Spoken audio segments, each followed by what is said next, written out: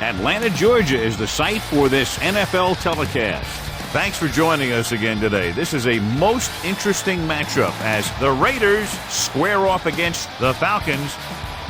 Hey everybody, this is Mark Bozon, and I'm here to give you guys the video review for Madden NFL 2008 for Nintendo Wii. Just like with last year's 2007 effort, EA has basically taken a last generation engine, adopted motion control on top of it, and has kind of worked from there to really deliver something that's kind of different on Wii, but also kind of resembles the overall Madden experience that everybody's used to.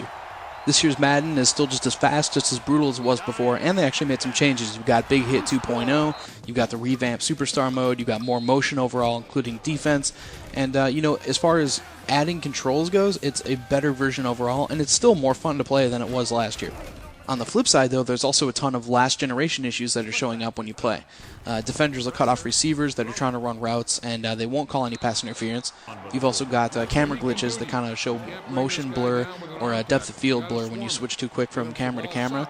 And icons that have been made bigger this year actually cover up running lanes at times. So that makes things a little bit more difficult, and it gives it kind of like this last-generation feel that really wasn't there last year, or is more apparent this year, I should say.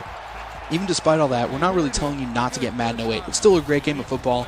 It just has some issues, and some people are going to have to decide whether or not they want to deal with it or just stick with Madden 07. In fact, one of the areas that was actually supposed to make 08 so much better was the online play, and as it stands right now, that's not really the case. You use EA Nation, and you don't have to do friend code, so that's cool. You can actually go in, you've got a whole friend roster, you can send messages, although they're presets, they're not written by you on the fly. Where the issue really comes in, though, is in gameplay. You actually go in, and there's about a quarter of a second to a half-second lag most of the time, even with really good connections between what you're doing and what you're seeing on the screen. So if you're watching right now in the video, basically, anytime I make a cut, anytime I run into a guy, anytime I pass, anytime I pick a play call, that's all happening about a quarter of a second to a half-second after it's actually happening with my controllers. So you don't necessarily have lag or like dropped frames, but you have controls that take a long time to actually transfer and go online, which can cause a huge problem. Obviously, on the other side of the fence, though, you've got the local multiplayer, which you can do play now, you can do party mode, you can do family play, where you use just one controller to do all the key actions in the game.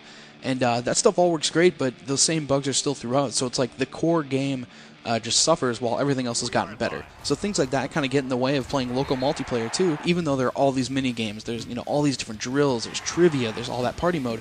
It's all good. The core gameplay, though, is still kind of hurt.